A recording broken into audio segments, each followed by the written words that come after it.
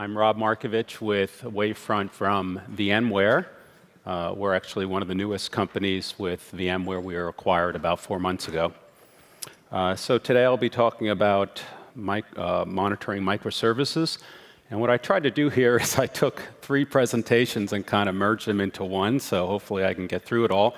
But I tried to gather a lot of observations from many of our customers who are deploying microservices, companies like Workday, Box, among others. And so I also pulled a little bit from some domain experts as well. So it's a little bit of a potpourri. And so let's get into the topic. An example I like to talk about for most of my presentations is I'm a bit of a space buff, and so was down in Cape Canaveral a couple years ago and saw the SpaceX Falcon 9 takeoff. Actually, in a few minutes after takeoff, it actually exploded in a million pieces, of course, destroying the rocket and about 2,000 kilograms of supplies for the International Space Station. Long story short, it was due to a helium container that got dislodged, started to move around quite a bit, caused enough damage, and then the whole rocket exploded.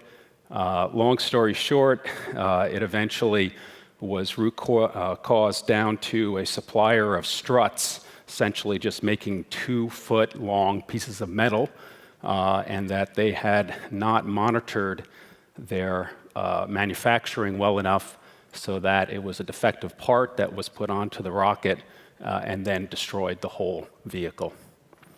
On a different related note, one of my customers about a year ago described a scenario where they were woken up at 3 in the morning, a whole bunch of server 500 errors, got into a war room, realized a bunch of other people had the same service issues, realized it was a network fault, improperly partitioned the network, rolled it back.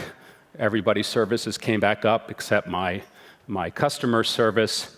Long story short, through lots of grepping of logs and various troubleshooting, we're able to figure out that there was a queue that was servicing the requests, but had a long timeout, and so the old improperly partitioned request didn't go through. The new ones came through. It was a FIFO, and therefore everything was just sitting there.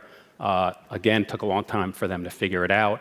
In retrospect, what they now have is a metric that looks for those long queues, and if they had that in place, of course, they would have been able to find that very quickly. So really kind of the takeaway is that good monitoring goes without saying that it can help you not only with potential problems, but also help you find actual problems. And that's really kind of the basis of this short discussion. I'm not going to get into trying to define whether microservices is right for your organization. That's certainly lots for other discussion. But what is related here is the coupling of container clouds. That technology goes very well with microservices, along with DevOps principles and so on, because obviously a lot of this is about moving faster at scale. Martin Fowler, you can find him all over the internet, is a great writer on many of these topics around microservices. He has, I think he put this out a couple of years ago about microservice prerequisites. And what he basically argued is make sure you have this in place for your monolithic, the ability for many of people in your team to do rapid provisioning, to have good monitoring, which means extensive instrumentation across your monolithic from system and infrastructure to application to business metrics, and then the ability to do rapid application deployment. Obviously, if you're not able to do that with your monolithic, how are you going to do that with 100 microservices? So, I guess long story short here is no matter where you are on this journey, you really should be starting to put good monitoring in place. Very quickly, things that change how microservices change things with respect to monitoring. You're going to get things happening a lot faster. This is a slide I took from Adrian Cockcroft that just going from left to right and moving to container deployments, you're now moving to seconds, and eventually now going to serverless. You can be responding and moving in milliseconds. But this idea of, for example, measuring CPU usage 1 per minute just really doesn't make sense as you move over to container cloud environments. So you've got really a lot shorter interval, and you've got really a lot more volume of operational data that you have to deal with. In many different ways you can look at this, kind of the yesterday's web app, today's app, web app, and the different types of components. Adrian Cockcroft talks about kind of a very successful web app can start to 3 to 5 continents, of which there's 2 to 4 regions per continent, 1 to 5 zones per region, hundreds of services per zone, many versions per service, thousands of containers per version, and so on and so forth. You can see how the amount of operational telemetry can really increase quickly. Finally, adoption, as you're now decoupling the architecture, and you have different groups responsible. They're all going to want their own metrics, their own dashboards, their own alerts. What you can easily fall in the trap of is siloed data. And so the idea of a single platform where all the data is residing and then tools that everybody can use can really help to increase collaboration and adoption. There's no silver bullet here. Again, trying to go quick, but you've got logs and traces and metrics are all going to be very useful for reactive troubleshooting. They all have a great place in your toolbox. On top of that, a metrics-based approach can really help you from a proactive perspective because, in essence, a metrics-based approach can be very scalable. It can work with these single variables changing over time and apply mathematical concepts on it. The ability to kind of work with high volumes of this data in a very scalable way, an economic way, can be done using metrics. And from there, you're able to do things not only for troubleshooting, but analyzing trending. You're able to do comparisons to baselines. You're able to really drive a lot of real-time dashboard and real-time alerting. And again, using mathematical concepts on top of this rather than text. Quickly, Wavefront is a metrics-based approach platform. Our founders came from Google and Twitter, who had been deploying microservices at scale for quite a long time, realized they needed a new approach, and so they pioneered this concept of instrumenting everything, putting it into a common depository with a really powerful analytics engine, query engine that everybody can use to drive dashboards and alerts. And that's essentially what Wavefront is, but offered, you don't have to build it yourself, if you will. And it is a cloud-based offering. Just going to quickly go through this stuff here to keep moving along. Workday, one of our customers who was in the midst of a migration from monolithic to microservices, and Owen Sullivan, who runs monitoring over there, one of his issues was, do I instrument from the outside code looking in or from the inside code looking out?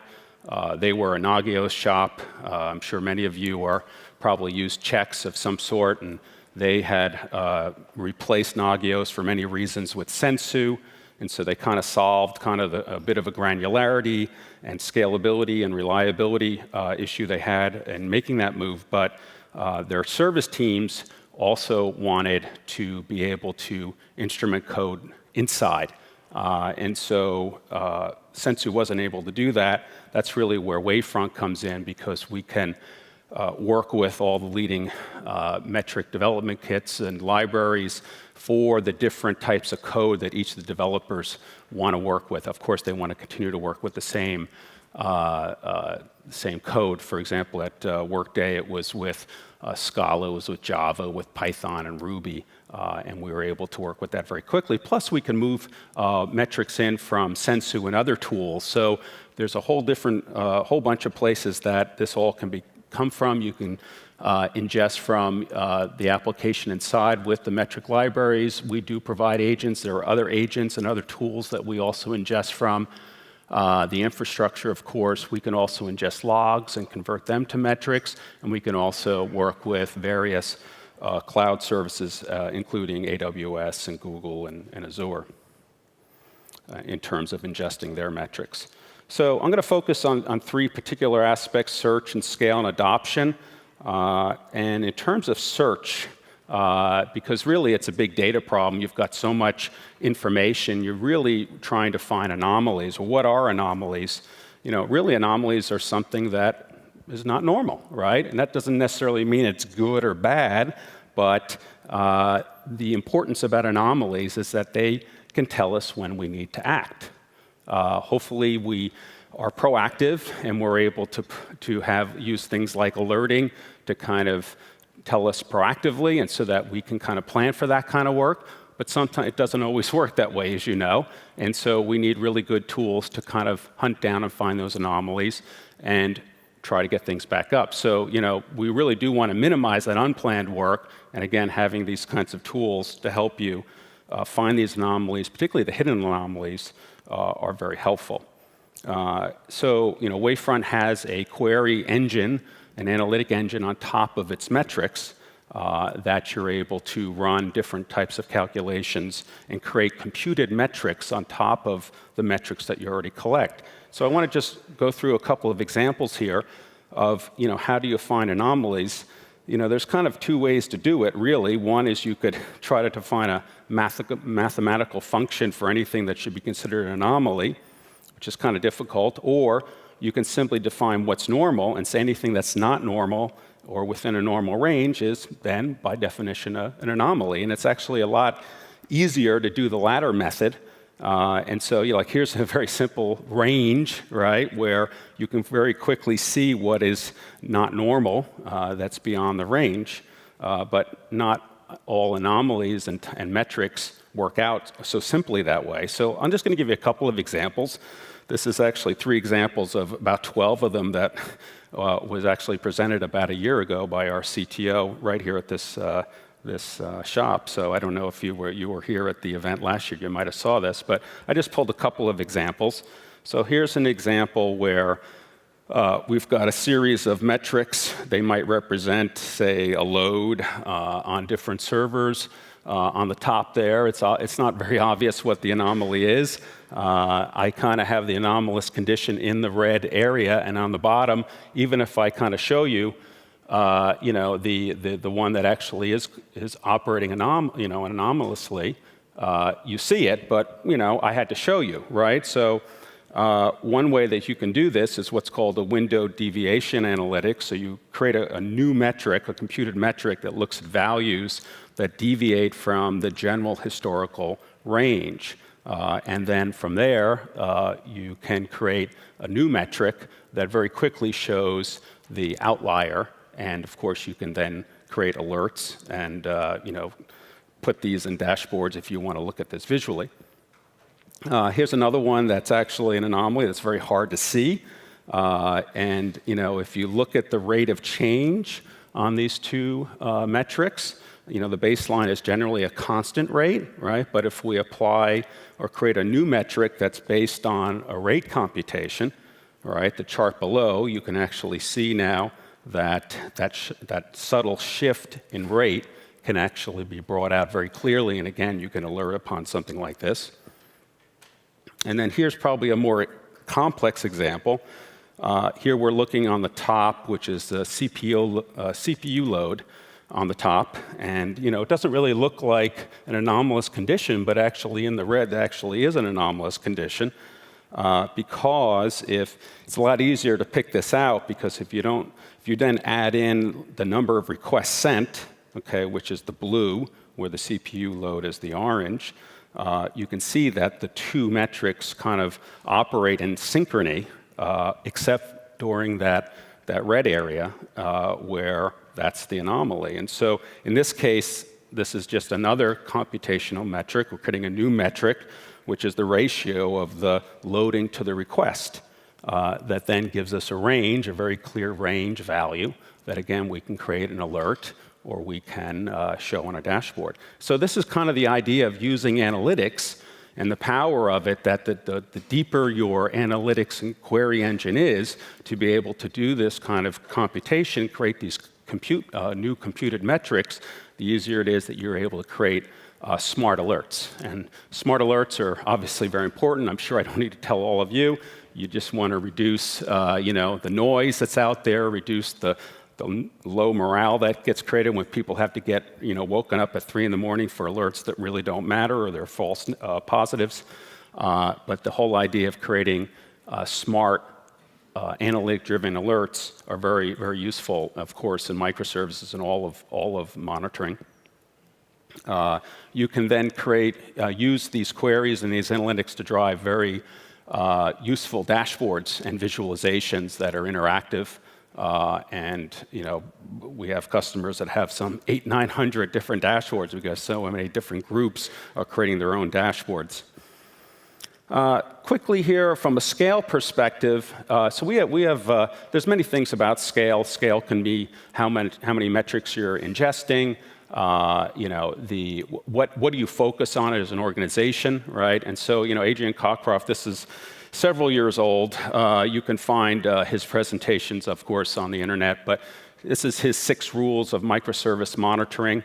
I think 1 or 2 are kind of relevant, at least what I see with our customers, because this idea of spending more time on your code versus kind of building out the monitoring system is often kind of where a lot of Wavefront customers, become customers, where they have started with some kind of open source tool and it's worked well for them, but but it's coming to the point where they're spending too much time trying to meet the needs of the different developers, or in some cases reliability and scale is not quite meeting their needs, as they've now increased to different to maybe tens of thousands of metrics per second. And so really this is kind of where a SaaS-based approach to metric monitoring really plays well for these customers. Finally, from an adoption perspective, what is quite interesting is that we, at Wavefront, we have some customers that have over 1,500 developers using our product every day, creating their own dashboards and alerts. Intuit and Workday and Box and so on are all in that category. And so, Owen Sullivan, again, over at Workday, he created this checklist of recommendations of what he thinks, you need to be thinking about from a self-service metric platform to drive this adoption across lots of developers. He's very keen on, a very rich graphing capability on top of metrics, again, allowing you to do these very complex queries, as I just explained. Out-of-the-box dashboards, absolutely paramount. You're going to have lots of different developers with different types of experience spaces, and so giving them the ability to kind of start with something that they can later modify is very great. Metric client libraries for each of the languages, I talked about that. Feature-rich monitoring with lots of kind of bells and whistles and ability to kind of visualize as you want. Rich analytic-driven alerts. Shorter intervals, and kind of a good way to find metrics. A lot of this is really kind of how you name and kind of some of the flexibility you provide. So I thought that was a good list. Quickly here, I've got about a minute left. So, just a few thoughts parting with Box. They have about 400 engineers that are using the product every day. Dimitri is kind of like the lead platform person that kind of has rolled this out.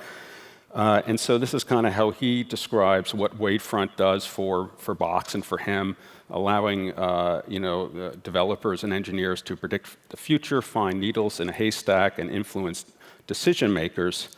By looking at these trends, you can predict the future, which is basically what he's arguing. This is just an example of kind of before and after, where there was a load balancing problem. It wasn't properly load balancing. Those are different loads on the left side, kind of the left quarter, and then after the fix was done, you can see kind of how everything kind of got aligned. But this is last and final point that he really makes, I think, is interesting, is that how you can use data and visualizations to really influence decision makers to get more of what you need. This, for example, is a visualization of OSS patches, and you can see how it's increasing over time, the need to kind of get these loaded. And he used this to kind of get more staffing. And this was another example, my final slide, where a product manager was using some of his dashboards to kind of show the performance of different new services. It was kind of the ability for the customer to select a different storage provider within Box, each of them having different performance. And this actually appeared on the CEO of the Box's CEO's meeting, where you just don't know how the impact of these kind of visualizations can actually influence good decision making. So that's really it. I wish I had more time, but thank you very much.